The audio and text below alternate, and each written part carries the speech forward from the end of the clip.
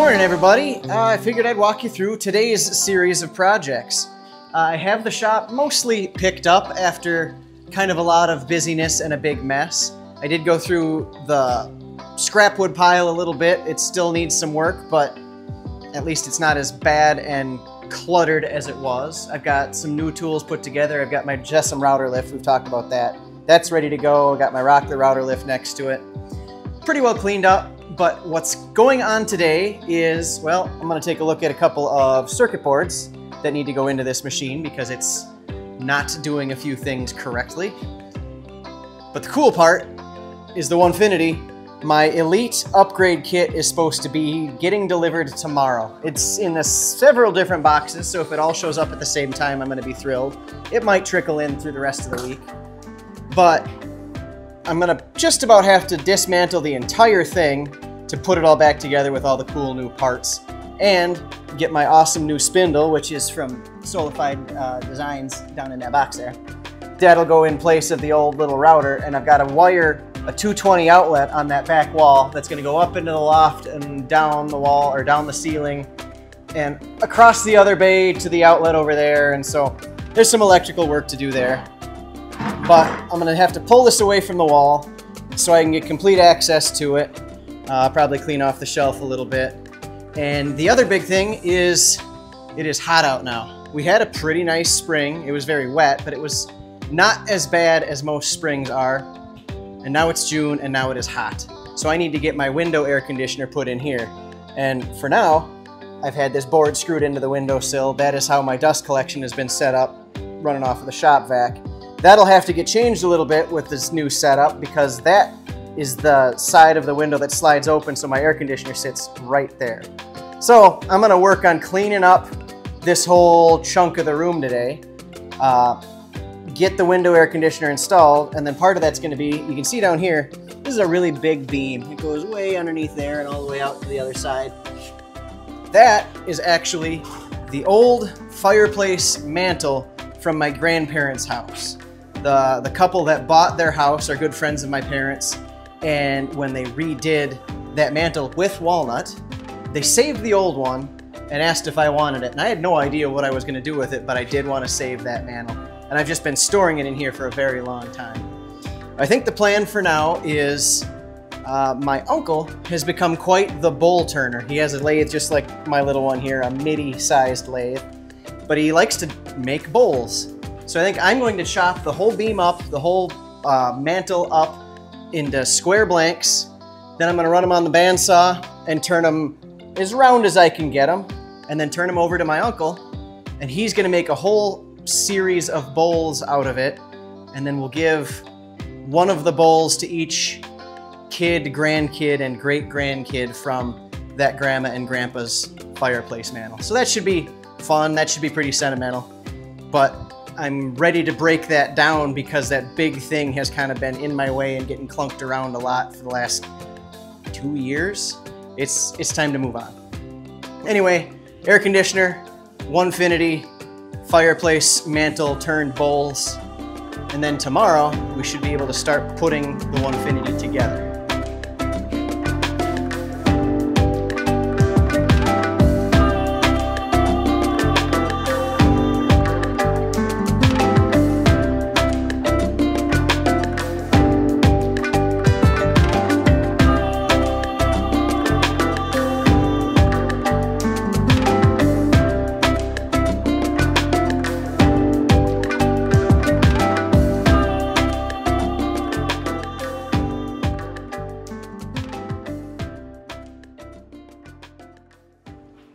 All right, well, we're gonna chop this thing up. I'm split just a little bit at this end, so we're gonna get off the end just a little. I quickie cut out an 8-inch template with the bandsaw. It's close enough to round. And then I'm just going to mark out roughly where they're gonna fit out of this thing. These will be the lines that I cut at the bandsaw. But for now, it's going to give me a spot to hit it with the chainsaw. Normally, I would take this outside and do it like off the back of the truck with the gas chainsaw. But it looks hot outside, And this thing looks heavy, so I'm doing it the lazy way with the quiet chainsaw. So it's just gonna rip right through this in here, make a big mess, but it'll go all right.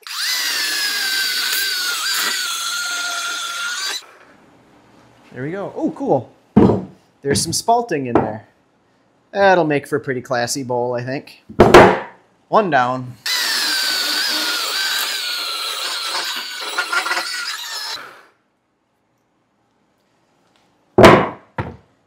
And then it kind of swaps sizes on me. Looks like I can get one more out of this side, but then I'm going to flip it over and do the next one.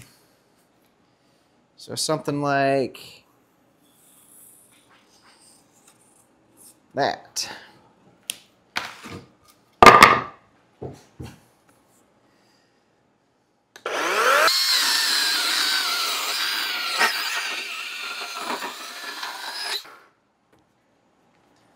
Three bowls. All right. Flop. This was the top. You can tell it was a lot more used and abused. Christmas decorations and whatnot sitting up there.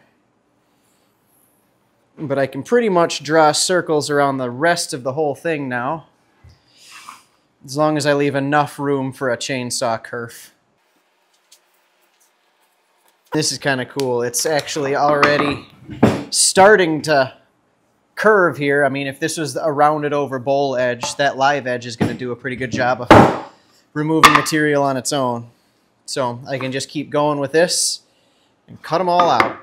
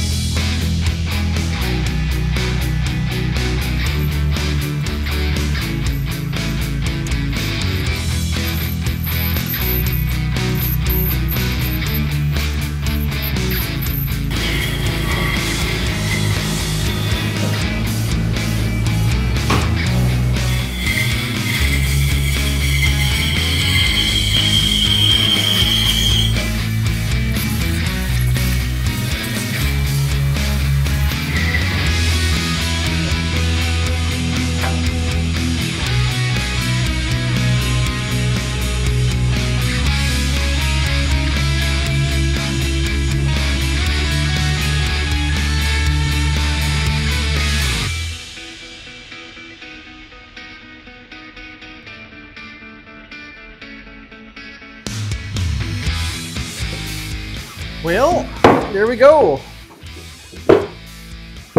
2, 4, 6, 8, 10, 11. 11 family heirloom fireplace hearth birch wood bowl blanks. Hopefully my uncle is looking for a lot of work to keep him busy. Otherwise, he's going to sit around a while because I'm not going to do it.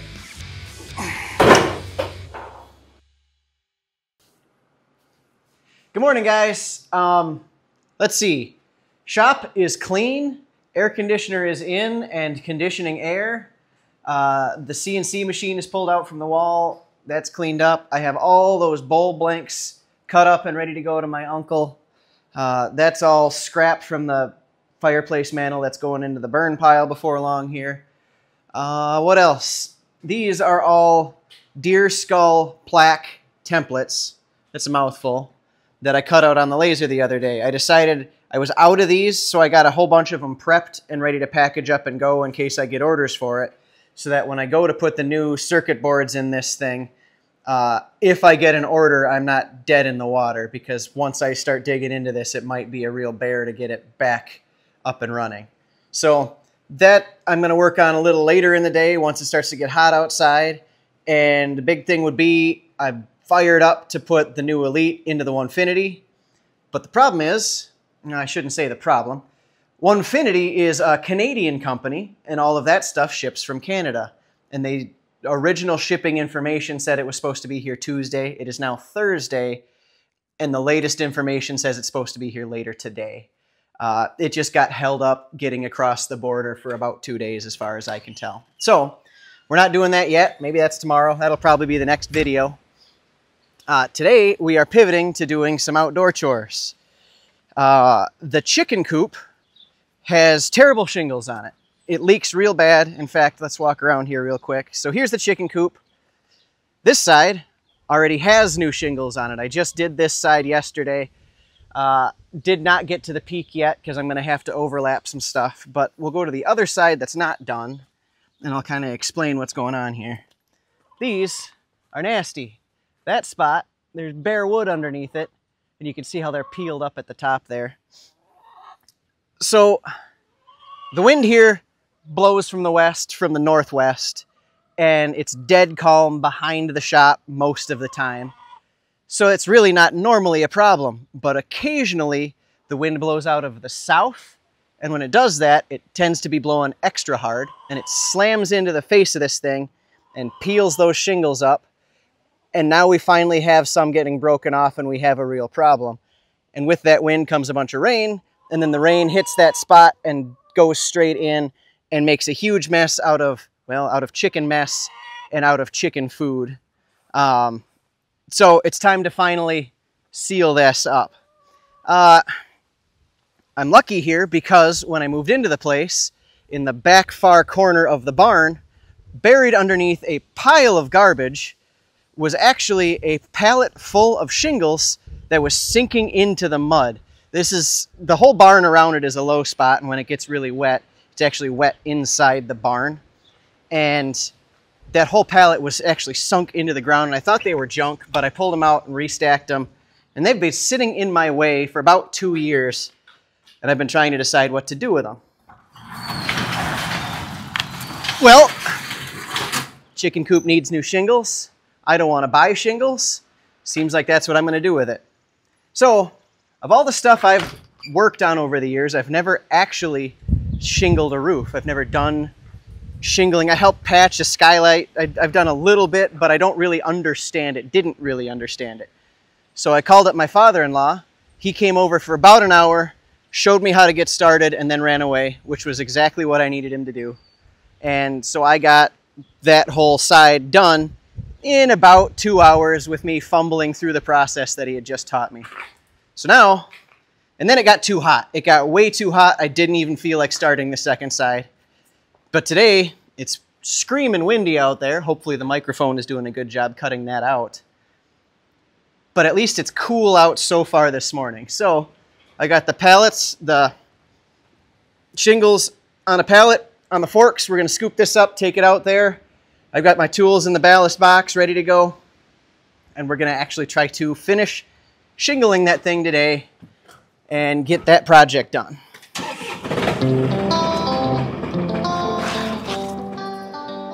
So my first step here, where'd my tape measure go, is to cut a few of these so that I can stagger the seams on them. So I just kind of give myself a mark, square it up to the top edge, and cut it. Now I have my shortest and my longest cut pieces. I will also have a full. Then my next one then we cut another one, and that one was 7. So now we're gonna go up to 14. Cut there.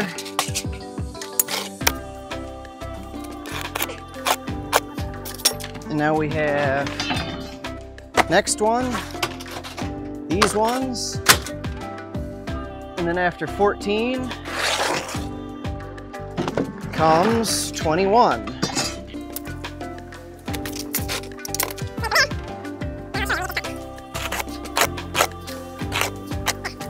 So now we have the next long one, then we have the short ones.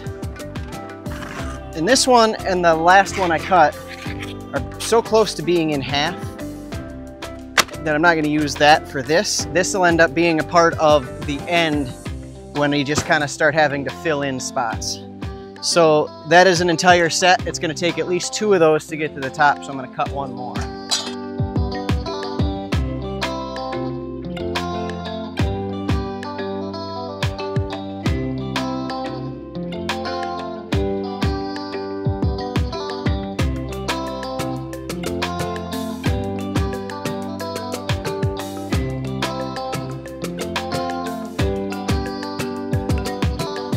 All right, so that is the first whole stretch put up. You kind of saw how they went up staggered and easy peasy. So now we're back to square one, and I'm currently at the problem spot in here. And you know, I could try to peel off these broken ones, and I just don't think I'm going to. Maybe I'll get some of the debris off of here, but I think I'm just gonna cover it up. Who cares? It's all gonna get hidden, it's all gonna get stronger. This peak is the problem because it's flat and then flat, and that wind comes in here and hits this edge and rips it all up. If you look real close, they came in and they actually tacked the tips down with nails, knowing that problem was coming, but it wasn't enough to stop it. So we're gonna get the rest of the thing done, and then there's some pretty serious tar-based caulking that we'll put up underneath. I guess it'll end up being this one. We will put up underneath here, and then we'll put up underneath the next row too. Yeah, this one might not need it once this one is tacked down. Anyway, that should keep it watertight and keep the wind from being able to drag it off of there. But it's getting hot. Gotta keep going and stop talking.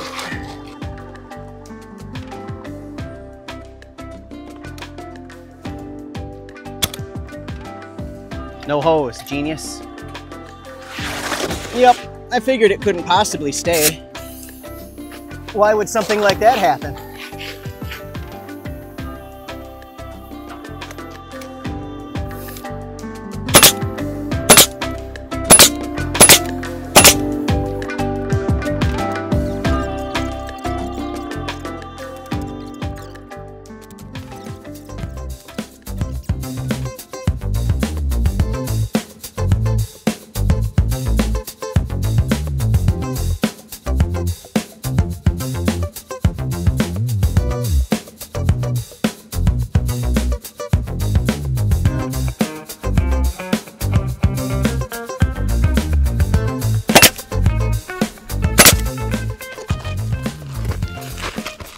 So I'm up here at the peak.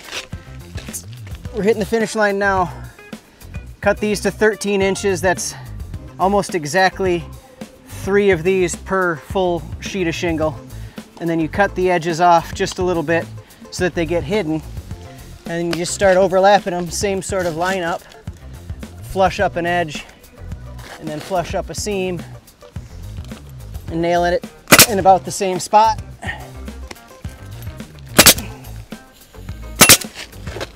I'm putting a third one in, trying to follow this ridge because this one's folded over there.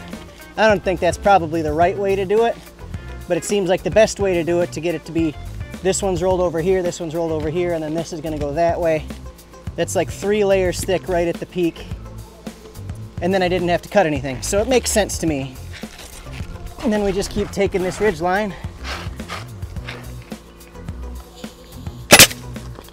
back to the back end, and we'll be done.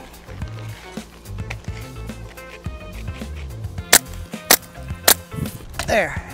Now I have enough room I can start setting stuff down. I'm right up against the edge over there where the camera's sitting, so it's kind of hard to do all of these things and on film at the same time. But we'll get it figured out. I don't know if I cut enough of these or not. We're gonna be close.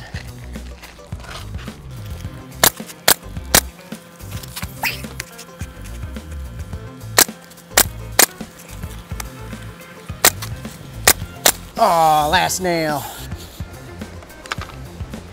It's a good thing I brought up a few more. Where are they? I don't think I brought up enough more.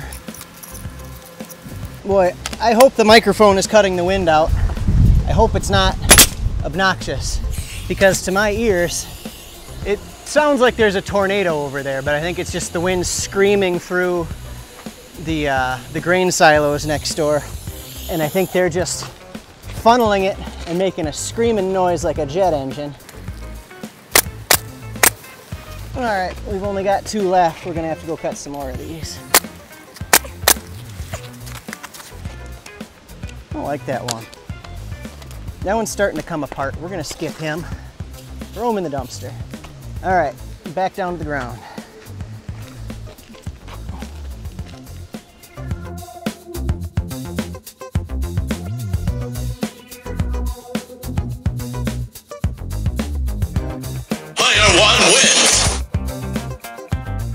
All right, well, that should wrap this up. I had the pallet lifted way up so I could try to take a thumbnail picture. You'll already know if that worked. I'm not saying it did, I'm not saying it didn't. Got this side done, got the ridge cap done. Unfortunately, my dumb foot caught that spot right there when I tried to climb over the top. You can see how it's not laying flat, and I caught it and I ripped a chunk out. And I would have to undo a bunch of rows to get there. And you know what? I just don't care enough. There is a nail really close to that corner. So what I'm gonna do when I come back through with that caulking tar sealant stuff, whatever it was called, I'm gonna seal that really well, and I'm gonna go up and around that horseshoe, and that'll make it lay flat, and that'll keep it from being a problem. It's so much better than it was. It's gotta be waterproof compared to what it was. I'm not gonna worry about that. So anyway, I have a few shingles left in a crappy garden shed you saw in the brush pile burning video.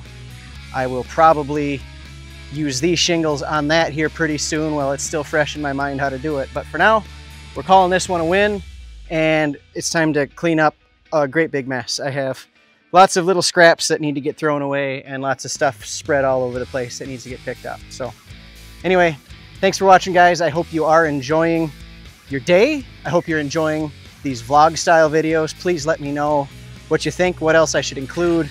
And that's all I've got for you. We'll see you next time.